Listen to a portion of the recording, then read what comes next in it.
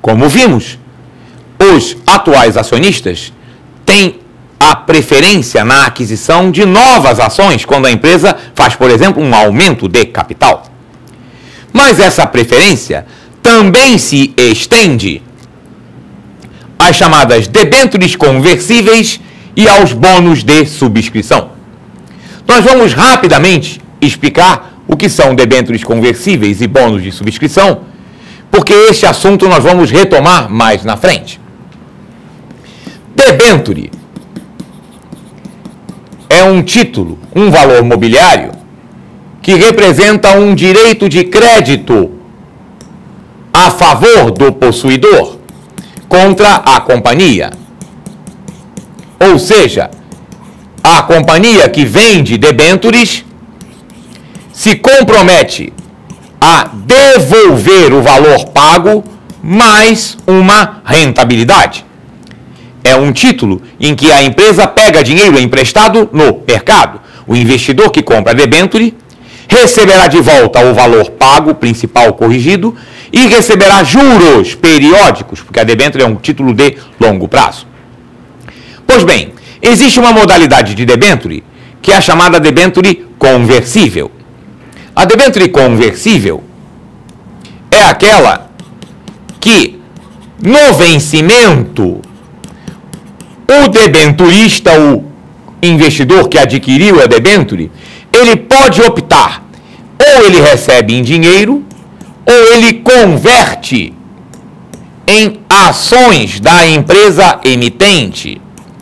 Se ele resolver exercer esta conversão, ele deixa de ser um credor e passa a ser um acionista.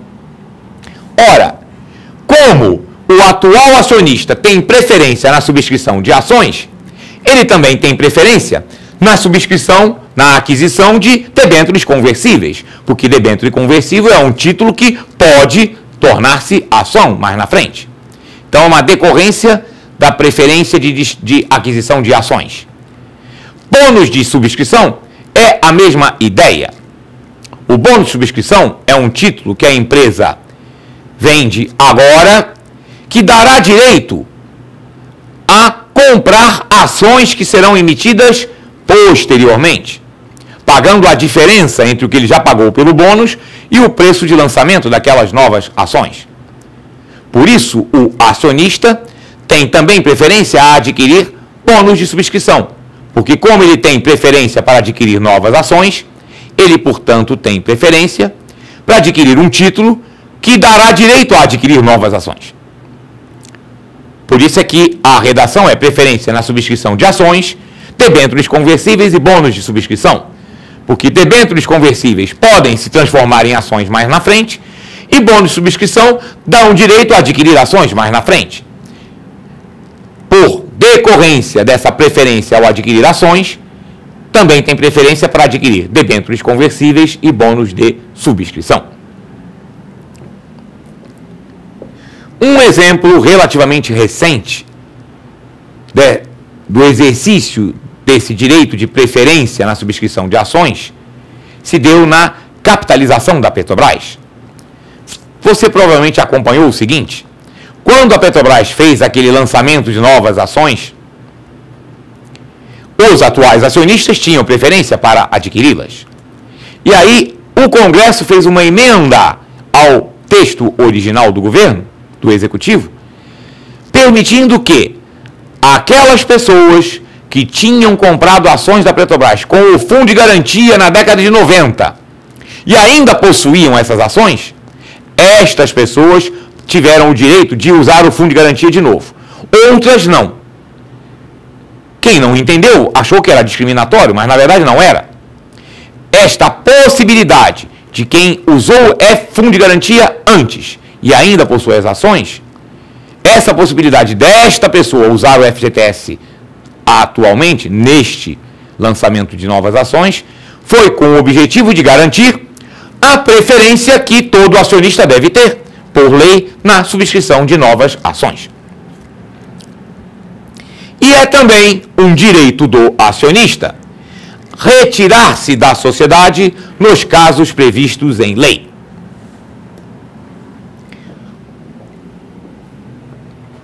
quando nós comentamos retirar-se da sociedade, nos casos previstos em lei, não estamos falando dele vender as ações no mercado, porque sendo uma companhia aberta, isso ele pode fazer a qualquer momento. Não é essa a questão. A questão é a seguinte: se uma companhia toma uma decisão em assembleia, por exemplo, fundir-se com outra, ser incorporada, ser vendida, um tipo de decisão, inclusive, que exige quórum maior, quem votou contra, o chamado acionista dissidente, o acionista derrotado na votação da Assembleia, ele tem o direito de sair da companhia. E esse direito inclui o seguinte: se a cotação das ações no mercado estiver abaixo do chamado valor patrimonial da ação,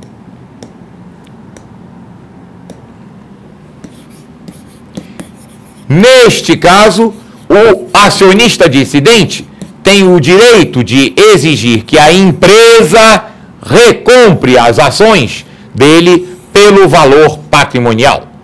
E o que é o valor patrimonial? Resumidamente, é o capital dividido pelo número de ações. Ou seja, é o valor que cada ação tem como parte do capital. A ação não é a menor parcela do capital. Então, o valor patrimonial da ação é o capital dividido pelo número de ações. Para atualizar esse valor é que existe uma série de cálculos e normas aceitos pela lei e pela Comissão de Valores Mobiliários, porque o capital, ele aparece no balanço. O balanço é publicado em março de um ano, referente à posição de dezembro do ano anterior. E se essa decisão foi tomada em julho ou agosto, claro que aquele valor do capital já foi alterado, a empresa já fez vários negócios, já teve lucro trimestral, então existe uma série de metodologias de atualização deste valor, chamado valor patrimonial das ações. Mas o conceito é esse: se uma empresa toma uma decisão em assembleia e uma série de acionistas discorda daquela decisão e aquela decisão está incluída nos casos que a lei prevê, esse acionista derrotado, dissidente, ele tem o direito de vender as ações para a empresa pelo valor patrimonial, se o valor patrimonial estiver acima do valor de mercado.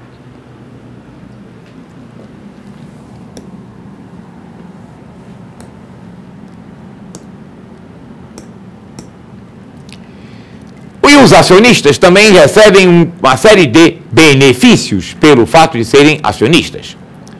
O primeiro deles são os dividendos.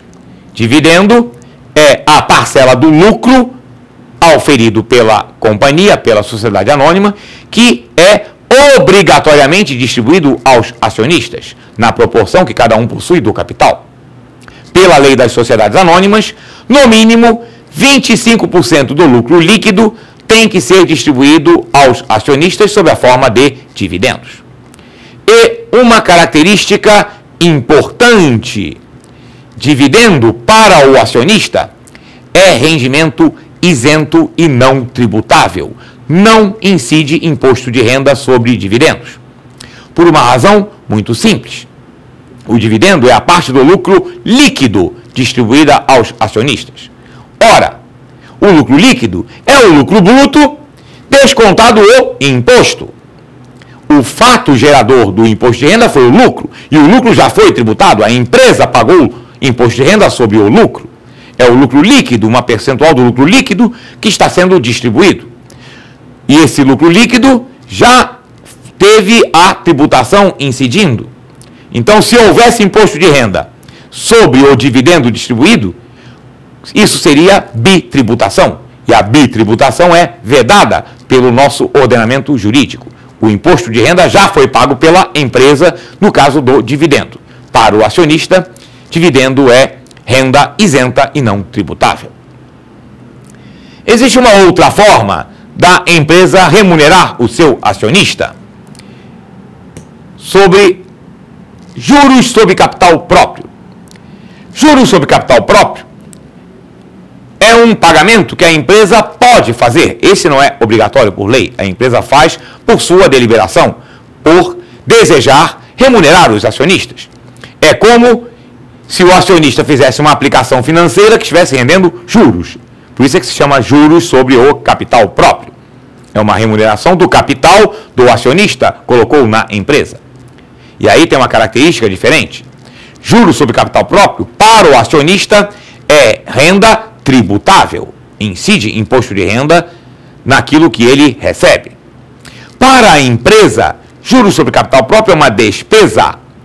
Como despesa, diminui o lucro, portanto diminui o imposto de renda que a empresa irá pagar. A empresa pode efetuar pagamento de juros sobre capital próprio como uma antecipação do dividendo mínimo obrigatório em lei. Só que neste caso, a empresa tem que fazer o acerto tributário na hora de compensar os dividendos com os juros sobre capital próprio já pagos, porque o juro sobre capital próprio foi tributado para o acionista e o dividendo é renda isenta e não tributável. Normalmente o que as empresas fazem neste caso é considerar aquele valor líquido de juros sobre capital próprio pago ao acionista como antecipação de dividendos. É também um benefício ao acionista a possibilidade de receber bonificações. E o que é bonificação? Você está vendo na tela a definição. Bonificação é a distribuição de novas ações aos acionistas, ações essas emitidas por um aumento de capital que foi causado por incorporação de reservas. E aí vamos entender o que é este aumento de capital causado por incorporação de reservas. Vamos lembrar como é um balanço de uma empresa. Basicamente, temos o ativo e o passivo. A última linha, o último bloco do passivo é o chamado patrimônio líquido, que é basicamente o dinheiro dos acionistas. O principal elemento deste bloco, o núcleo do patrimônio líquido, é o capital. Mas além do capital, nós temos também os lucros ou prejuízos acumulados e as reservas. As reservas são uma parcela do patrimônio líquido que é reservada para fazer frente a determinadas situações, determinadas circunstâncias. Existem basicamente 3 tipos de reservas. Existe a chamada reserva legal, definida pela própria lei das sociedades anônimas.